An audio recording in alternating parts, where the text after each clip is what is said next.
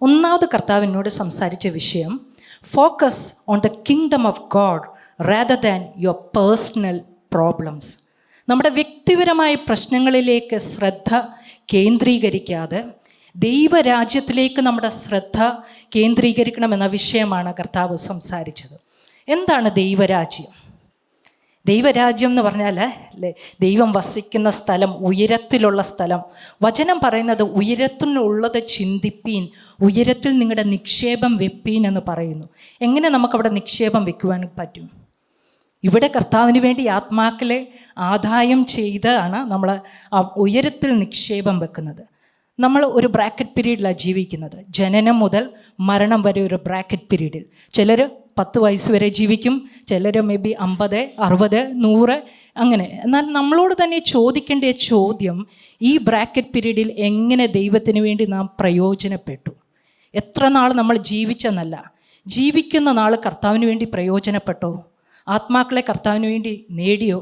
Do we populate the kingdom of God? അത് നമ്മളോട് തന്നെ ചോദിക്കേണ്ട ചോദ്യമാണ്. വചനം പഠിക്കുമ്പോൾ നമുക്ക് കാണാൻ കഴിയും, അനേകരുടെ ജീവിതത്തിൽ വ്യക്തിപരമായ ഒത്തിരി പ്രശ്നങ്ങളുണ്ടായിരുന്നു. എന്നാൽ അതിൻ്റെ മധ്യത്തിലും അവർ ദൈവത്തിന് വേണ്ടി പ്രയോജനപ്പെട്ടു. നമ്മുടെ ഉദാഹരണത്തിന് ഇയ്യോബിൻ്റെ ജീവിതം പരിശോധിക്കുകയാണെങ്കിൽ, ഇയ്യോബിന് ഒരു ദിവസം തന്നെ തനിക്കുണ്ടായ സമ്പത്തെല്ലാം നഷ്ടപ്പെട്ടു. ആടുമാടുകൾ, ദാസന്മാർ, 10 മക്കളും ഒരു ദിവസം കൊണ്ട് നശിച്ചു, അല്ലെ മരണപ്പെട്ടു. അതുപോലെ തൻ്റെ ഉച്ചി മുതൽ ഉള്ളംകാല് വരെ വല്ലാത്ത പരുക്കളാൽ ബാധിക്കപ്പെട്ടു എന്ന് ദൈവത്തിൻ്റെ വചനം പറയുന്നു. അപ്പോൾ ആരോഗ്യവും നഷ്ടപ്പെട്ടിരിക്കുന്നു. ആ സന്ദർഭത്തിലാണ് ഇയ്യോബിൻ്റെ പുസ്തകം 42-ാം അധ്യായം 10-ാം വാക്യത്തിൽ ദൈവം ഇയ്യോബിനോട് പറയുന്നത്, നീ നിൻ്റെ സ്നേഹിതന്മാർക്ക് വേണ്ടി പ്രാർത്ഥിക്കുക. ഇയ്യോബ് ഒരിക്കലും പറഞ്ഞില്ല, ദൈവമേ എനിക്ക് ഈ രോഗമായിരിക്കുന്ന സമയത്ത്, രോഗാവസ്ഥയിൽ ഞാൻ എങ്ങനെ പ്രാർത്ഥിക്കും? എനിക്കെല്ലാം നഷ്ടമായിരിക്കുന്ന സമയത്ത്, നിരാശയിൽ ഞാൻ ആയിരിക്കുന്ന സമയത്ത് എങ്ങനെ ഞാൻ ഒരു വ്യക്തിക്ക് വേണ്ടി പ്രാർത്ഥിക്കും? ഇയ്യോബ് തിരിച്ചു ചോദ്യമൊന്നും ചോദിച്ചില്ല. കർത്താവ് പറഞ്ഞതുപോലെ എന്ത് ചെയ്തു? ഇയ്യോബ് തൻ്റെ സ്നേഹിതന്മാർക്ക് വേണ്ടി പ്രാർത്ഥിച്ചു. ഇയ്യോബിൻ്റെ പുസ്തകം 42-ാം അധ്യായം 10-ാം വാക്യത്തിൽ നമ്മൾ കാണുന്നത്, ഇയ്യോബ് തൻ്റെ സ്നേഹിതന്മാർക്ക് വേണ്ടി പ്രാർത്ഥിച്ചപ്പോൾ ദൈവം ഇയ്യോബിൻ്റെ സ്ഥിതിക്ക് ഭേദം വരുത്തി. ഹല്ലേലൂയ! തനിക്ക് നഷ്ടമായതെല്ലാം ദൈവം ഇരട്ടിയായി ഇയ്യോബിന് കൊടുക്കുന്നതായി നമുക്ക് കാണുവാൻ കഴിയും. ഹല്ലേലൂയ!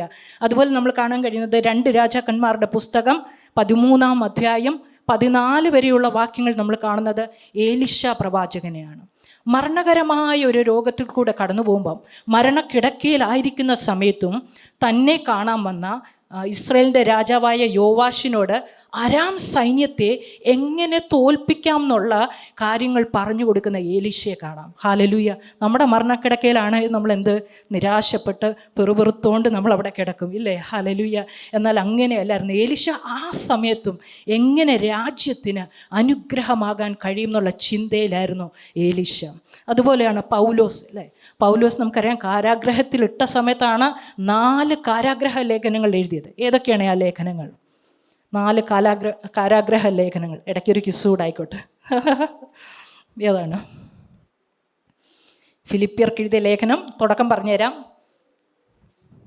പിന്നെ ഒന്നും എനിക്ക് കേൾക്കുന്നില്ല, ഞാൻ തന്നെ അങ്ങ് പറയാം. ഫിലിപ്പിയർക്ക് എഴുതിയ ലേഖനം, എഫേസ്യർക്ക് എഴുതിയ ലേഖനം, ഫിലോമോൻ എഴുതിയ ലേഖനം, കൊലോസിയർക്ക് എഴുതിയ ലേഖനം. ഈ 4 കാരാഗ്രഹ ലേഖനങ്ങൾ എവിടെ കിടന്ന് എഴുതിയത്?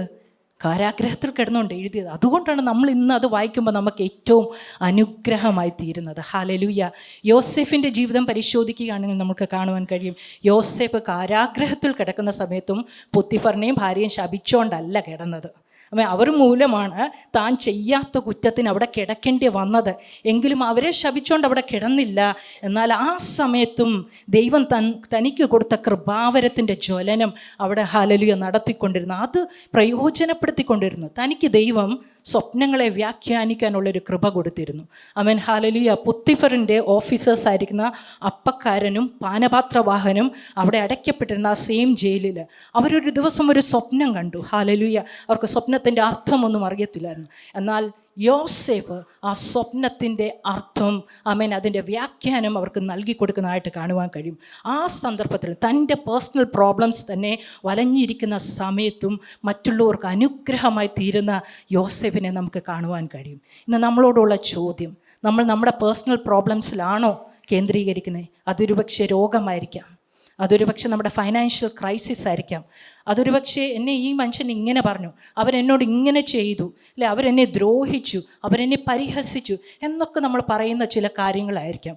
ഈ പേഴ്സണൽ പ്രോബ്ലംസിൽ തന്നെ നമ്മൾ കോൺസെൻട്രേറ്റ് ചെയ്താൽ ഒരു മുട്ടയ്ക്കകത്തിരിക്കുന്ന അവസ്ഥയാണ്. ദൈവം എന്നോട് വ്യക്തമായി സംസാരിച്ച ചില വിഷയങ്ങളാണ് ഞാൻ ഇന്ന് നിങ്ങളോട് പറയുന്നത്. ഒരു കോഴിമുട്ടയ്ക്കകത്തിരിക്കുന്ന ആ മുട്ട മറ്റുള്ളവർക്ക് പ്രയോജനമായി തീരണമെങ്കിൽ തോട് പൊട്ടിച്ച് പുറത്ത് വരണം. ഹല്ലേലൂയ. എങ്കിൽ മാത്രമേ ജീവൻ അതിൽ നിന്ന് വരത്തുള്ളൂ, എങ്കിൽ മാത്രമേ മറ്റുള്ളവർക്ക് നറിഷ്മെൻറ്റ് ലഭിക്കുവാൻ ഇടയായി തീരത്തുള്ളൂ. അല്ലെ ഈ കോഴിമുട്ട ഇങ്ങനെ തന്നെ ആ അവസ്ഥയിൽ തന്നെ കുറച്ച് നാൾ ഇരുന്നാൽ എന്തുവായി തീരും? ചീമുട്ട എന്ന് നമ്മൾ പറയില്ലേ, ചീഞ്ഞു പോകും, ആർക്കും പ്രയോജനമില്ലാതെ ചീഞ്ഞു പോകും. ഹല്ലേലൂയ.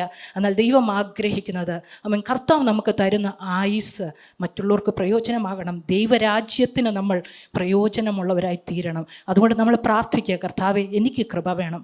പലപ്പോഴും ഞാൻ എൻ്റെ പേഴ്സണൽ പ്രോബ്ലത്തിൽ കോൺസെൻട്രേറ്റ് ചെയ്ത്, കർത്താവെ അങ്ങയുടെ വേല ചെയ്യാതെ ഞാൻ ഇരിക്കുന്നത് ദൈവമേ ക്ഷമിക്കണം, തിരുകൃപയല്ലാതെ എനിക്ക് സാധ്യമല്ലപ്പാ, കൃപ തരണമേ. നമുക്ക് പ്രാർത്ഥിക്കാം. രണ്ടാമത് എന്നോട് ദൈവം സംസാരിച്ച വിഷയം, give priority to the service of the Lord rather than our comforts. നമ്മൾ പലപ്പോഴും സ്വസ്ഥമായിരിക്കുന്ന ജീവിതത്തിന് വേണ്ടി ആഗ്രഹിക്കുന്നവരല്ലേ, സമാധാനവും ആശ്വാസവും സ്വസ്ഥതയുള്ള ജീവിതം, അതിന് നമ്മൾ മുൻസ്ഥാനം നൽകുന്നു. പക്ഷേ ദൈവത്തിൻ്റെ വചനം പറയുന്നു, അതിനല്ല മുൻസ്ഥാനം നൽകുന്നത്. കർത്താവിൻ്റെ ശുശ്രൂഷയ്ക്ക് വേണ്ടി നമ്മൾ ഈ ദിവസങ്ങൾ മുൻസ്ഥാനം നൽകുന്നവരായി തീരണം. കർത്താവിനെ ഒരു പാസേജിലേക്ക് നയിച്ചത് മർക്കോസിൻ്റെ സുവിശേഷം 9-ാം അധ്യായത്തിലാണ്.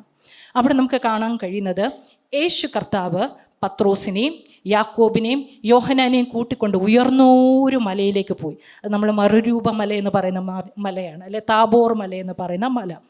അവിടെ പോയിട്ട് യേശു കർത്താവ് ഈ ശിഷ്യന്മാരുടെ മുമ്പാകെ രൂപാന്തരപ്പെട്ടു എന്ന് ദൈവത്തിൻ്റെ വചനം പറയുന്നു. ഹല്ലേലൂയ.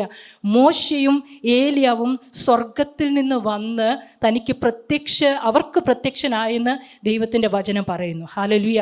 ഈ സ്വർഗീയ അനുഭവമൊക്കെ കണ്ടപ്പോൾ പത്രോസ് പറയുന്ന ഒരു കാര്യമുണ്ട്. മർക്കോസിൻ്റെ സുവിശേഷം 9-ാം അധ്യായം 5-ാം വാക്യത്തിൽ നമ്മൾ കാണുന്നത്, പത്രോസ് പറയുന്നത്, ഗുരു നമുക്കിവിടെ ഇരിക്കുന്നത് നല്ലത്, ഈ സ്വർഗീയ അനുഭവത്തിൽ ഇങ്ങനെ അങ്ങ് ഇരിക്കുന്നത് നല്ലതായിട്ടുള്ളൊരു കാര്യമാണെന്ന് പത്രോസ് പറഞ്ഞു. ഞാൻ അങ്ങേക്കും മോശയ്ക്കും ഏലിയാവിനും ഒരു കുടിലുണ്ടാക്കാം, എന്നിട്ട് നമുക്കിവിടെ അങ്ങ് പാർക്കാം. ഹല്ലേലൂയ. അതിനുശേഷം നമ്മൾ കാണുന്നത്, പിതാവായ ദൈവത്തിൻ്റെ ശബ്ദം കേട്ടു, ഇവൻ എൻ്റെ പ്രിയപുത്രൻ, ഇവനെ ചെവി കൊടുപ്പിൻ. ആ കാര്യങ്ങൾ കഴിഞ്ഞിട്ട് യേശു പറഞ്ഞു, ബാ നമുക്ക് താഴ്വരയിലേക്ക് ഇറങ്ങിപ്പോകാം. ഇവിടെ ഇങ്ങനെ ഈ സ്വർഗീയ അനുഭൂതി അനുഭവിച്ചുകൊണ്ട് ഇവിടെ തന്നെ ഇരിക്കണം എന്നല്ല ദൈവം ആഗ്രഹിക്കുന്നത്. താഴ്വരയിൽ ചന്ദ്രരോഗം ബാധിച്ച ഒരു മകനെയും കൊണ്ട് ഒരു പിതാവ് വിഷമിച്ച് അവിടെ ഇരിക്കുന്നുണ്ട്. ആ പൈതലിൻ്റെ വിടുതലിന് വേണ്ടി ആമേൻ ഹല്ലേലൂയ ആ പിതാവ് വിഷമിച്ചു കൊണ്ടിരിക്കുന്നുണ്ട്. അത് ആത്മാവിൽ തിരിച്ചറിഞ്ഞ യേശു കർത്താവ് പറഞ്ഞു, വാ നമുക്ക് താഴ്വരയിലേക്ക് പോകാം. എന്നാൽ നമ്മളെ തന്നെ ഒന്ന് പരിശോധിച്ചേ. പലപ്പോഴും നമ്മൾ കംഫോർട്ട് സോണിലായിരിക്കാനാണ് ആഗ്രഹിക്കുന്നത്, അല്ലേ? എനിക്ക് സ്വസ്ഥമായിട്ട് ജീവിക്കണം, അല്ലേ? അങ്ങനെ ഒരു കാര്യങ്ങൾ നമ്മൾ ആഗ്രഹിക്കുന്നു. പക്ഷേ ദൈവം പറയുന്ന അല്ല, ആ കംഫോർട്ടൊക്കെ ഒന്ന് കുറച്ച് സമയത്തൊക്കെ ഒന്ന് മാറ്റിവെച്ച് കർത്താവിൻ്റെ വേലയെക്കുറിച്ച് ചിന്തിക്കുകയും എങ്ങനെ എനിക്ക് പ്രയോജനപ്പെടാമെന്നുള്ള കാര്യങ്ങൾ നമ്മൾ ചിന്തിക്കുകയും പ്രവർത്തിക്കുകയും ചെയ്യണം. താഴ്വരയിൽ അനേകർ ശുശ്രൂഷകൾക്കായി കാത്തിരിക്കുന്നു. അതൊരു പക്ഷേ അവർക്കൊരു എൻകറേജ്മെൻറ്റിൻ്റെ വേർഡായിരിക്കാം, ഒരു പക്ഷേ അവരുടെ ഭവനത്തിൽ പോയി ഒന്ന് പ്രാർത്ഥിക്കുന്നതായിരിക്കാം, ഒരു പക്ഷേ ഒരു നേരത്തെ ഒരു ആഹാരം കൊടുക്കുന്നതായിരിക്കാം. എന്താണെന്ന് ദൈവത്തിൻ്റെ ആത്മാവ് നമുക്ക് കാണിച്ചു തരും. മറ്റുള്ളവരുടെ ഫെൽറ്റ് നീഡ്സ് അത് മനസ്സിലാക്കി പ്രവർത്തിക്കുന്നവരായി നാം തീരണമെന്ന് ദൈവം ആഗ്രഹിക്കുന്നു. ഹല്ലേലൂയ. വചനത്തിൽ നമുക്ക് കാണുവാൻ കഴിയും, എസ്തറിൻ്റെ പുസ്തകം 4-ാം അധ്യായത്തിൽ എസ്തർ ഒരു നല്ല കംഫോർട്ടബിൾ പൊസിഷനിലായിരുന്നു. പേർഷ്യൻ രാജധാനിയിലെ അഹശ്വരേഷ് രാജാവിൻ്റെ ഭാര്യയായി ആ രാജ്യത്തിൻ്റെ രാജ്ഞിയായി കഴിയുന്ന സമയത്താണ് എസ്തേർ അറിയുന്നത്, തൻ്റെ കസിനായിരിക്കുന്ന മൊർദെഖായി പട്ടണവാതിൽക്കൽ കൈപ്പോട് നിലവിളിക്കുന്ന ഒരു കാര്യം എസ്തേർ അറിഞ്ഞു. വിവരം പോയി അന്വേഷിച്ചപ്പോൾ മനസ്സിലായി, ദുഷ്ടനായ ഹാമാന് യഹൂദന്മാരെ എല്ലാം ആ ശൂഷൻ രാജധാനിയിലെ യഹൂദന്മാരെ എല്ലാം കൊന്നുകളയുവാനുള്ള പദ്ധതിയിട്ടിരിക്കുന്നു.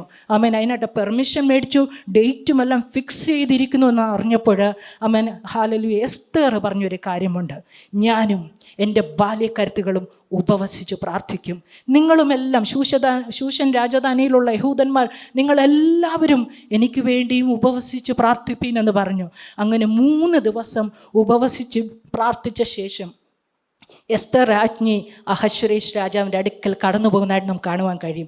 രാജാവ് വിളിക്കാതെ രാജസന്നിധിയിൽ കടന്നു പോകാൻ കഴിയുകയില്ല. ഭയങ്കര റിസ്ക് ആയിട്ടുള്ളൊരു കാര്യമാണ്. ഇല്ലെങ്കിൽ രാജാവ് ചെന്നാൽ തന്നെ ചെങ്കോലും നീട്ടിയില്ലെങ്കിൽ മരണപ്പെടും. രാജാവിനെ കൊല്ലുവാനുള്ള അധികാരമുണ്ട്. ഹല്ലേലൂയ.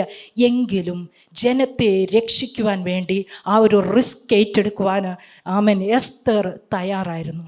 ദൈവം നമ്മളോട് ചോദിക്കുന്നത്, നമ്മളിൽ എത്ര പേര് ഇതുപോലുള്ള റിസ്ക് ഏറ്റെടുക്കുവാൻ തയ്യാറാണ്? നമുക്ക് ദൈവം പല റെസ്പോൺസിബിലിറ്റീസ് തരുന്നുണ്ട്, അത് ഏറ്റെടുക്കുന്നുണ്ടോ? പലപ്പോഴും നമ്മളെ പകച്ചു മാറി നിൽക്കുക. എന്നാൽ ഇത് കഴിയത്തില്ല എന്ന് പറഞ്ഞു പകച്ചു മാറി നിൽക്കുന്ന അനുഭവമാണ്. എന്നാൽ കർത്താവെ, അങ്ങ് കൃപ തന്നാൽ ഞാനത് ഏറ്റെടുക്കാം എന്ന് പറയാൻ തയ്യാറാണെങ്കിൽ, ഹല്ലേലൂയ, ബലഹീനത തികഞ്ഞു എന്ന ശക്തിയാൽ നമ്മുടെ മൺകൂടാരത്തെ നിറച്ച് ദൈവം നമ്മിൽ നിന്ന് ആഗ്രഹിക്കുന്ന ശുശ്രൂഷയെ ദൈവം തികച്ചെടുക്കും. ആ കംഫർട്ടൊന്ന് മാറ്റിവെക്കാൻ നമ്മൾ തയ്യാറാണോ? ഒരു പക്ഷേ ഒത്തിരി ഉറങ്ങുന്നവരാണെങ്കിൽ കുറച്ചു നേരം ആ ഉറക്കം മാറ്റി വെക്കുന്നതായിരിക്കും ഒരു കംഫർട്ട് എന്ന് പറയുന്നത്. വെളുപ്പിനെ എഴുന്നേറ്റ് പ്രാർത്ഥിക്കുന്നതായിരിക്കും അല്ലേ ആ കംഫർട്ടിൽ നിന്ന് പുറത്തു വരിക എന്ന് ആഗ്രഹിക്കുന്നത്. അങ്ങനെ ചെയ്യാൻ തയ്യാറാണോ? നശിച്ചുകൊണ്ട് അനേകം ആത്മാക്കൾ നമ്മുടെ ചുറ്റുമുണ്ട്. ആത്മാക്കളുടെ വിടുതലിന് വേണ്ടി കരയുവാൻ, പ്രാർത്ഥിക്കുവാൻ നാം ഒരുക്കമാണോ? ചില കംഫർട്ട്സ് ഈ ദിവസങ്ങൾ മാറ്റിവെക്കുവാൻ തയ്യാറാണെങ്കിൽ കർത്താവ് നമ്മളെ ശക്തമായി എടുത്ത് ഉപയോഗിക്കുമെന്ന് ദൈവത്തിൻ്റെ വചനം പറയുന്നു. താഴ്വരകളിലെ ശുശ്രൂഷകൾ അല്ലെങ്കിൽ നമുക്ക് മുടങ്ങിപ്പോകും. ഹല്ലേലൂയ. പ്രാർത്ഥിക്കാമോ? കർത്താവേ, ഈ ദിവസങ്ങളിൽ എൻ്റെ ഫോക്കസ് അങ്ങയിൽ അർപ്പാൻ സഹായിക്കണമേ. എഫേസ്യർക്ക് എഴുതിയ ലേഖനം 5:16 പറയുന്നത്, ഇത് ദുഷ്കാലമാകിയാൽ സമയം തക്കത്തിൽ പ്രയോജനപ്പെടുത്തിക്കൊള്ളുവാനാണ്. ഹല്ലേലൂയ. ഇത് വല്ലാത്ത ദുഷ്കാലമാണ്.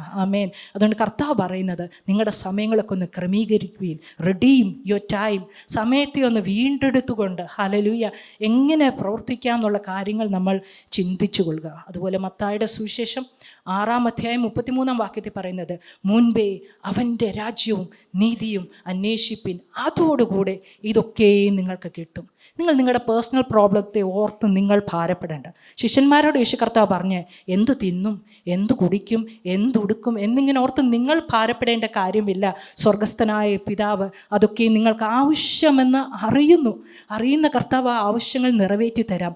നമ്മൾ ആ രാജ്യത്തെക്കുറിച്ച് ചിന്തിക്കുകയും ആ രാജ്യത്തെക്കുറിച്ച് അതിനുവേണ്ടി പ്രവർത്തിക്കുകയും ചെയ്താൽ നമുക്ക് വേണ്ടുന്നതെല്ലാം കർത്താവ് അതാത് സമയങ്ങളിൽ ഹല്ലേലൂയ നൽകി തരും. നമ്മുടെ പിടിവാശികളൊക്കെ നമുക്കൊന്ന് മാറ്റിവെക്കാമോ? നമ്മുടെ കംഫർട്ട്സ് ഒന്ന് മാറ്റിവെക്കാമോ? നമ്മുടെ ശ്രദ്ധ കർത്താവിലായിരിക്കട്ടെ, കർത്താവിൻ്റെ രാജ്യത്തിലും ശുശ്രൂഷയിലുമായിരിക്കട്ടെ. അതിന് ദൈവത്തിൻ്റെ പരിശുദ്ധാത്മാവ് നമ്മെ ഓരോരുത്തരെയും സഹായിക്കട്ടെ എന്ന പ്രാർത്ഥനയോടുകൂടെ നിർത്തുന്നു. God bless you. ഇന്ന് കേട്ട ഈ സന്ദേശം തീർച്ചയായിട്ടും നിങ്ങൾക്ക് അനുഗ്രഹമായിരുന്നു ഞങ്ങൾ വിശ്വസിക്കുന്നു. ഒരുപക്ഷെ നിങ്ങൾ ഇതുവരെയും ഈ ചാനൽ സബ്സ്ക്രൈബ് ചെയ്തിട്ടില്ലെങ്കിൽ ദയവായി ഇപ്പം തന്നെ ഒന്ന് സബ്സ്ക്രൈബ് ചെയ്യുക. ഈ സന്ദേശം മറ്റു ചിലർ കൂടി ഒന്ന് ഫോർവേഡ് ചെയ്ത് കൊടുക്കുക. നിങ്ങൾക്കിത് അനുഗ്രഹമായിരുന്നെങ്കിൽ തീർച്ചയായിട്ടും അത് മറ്റുള്ളവർക്കും ഒരു അനുഗ്രഹമായി തീരുവാൻ അത് കാരണമായി തീരും. God bless you.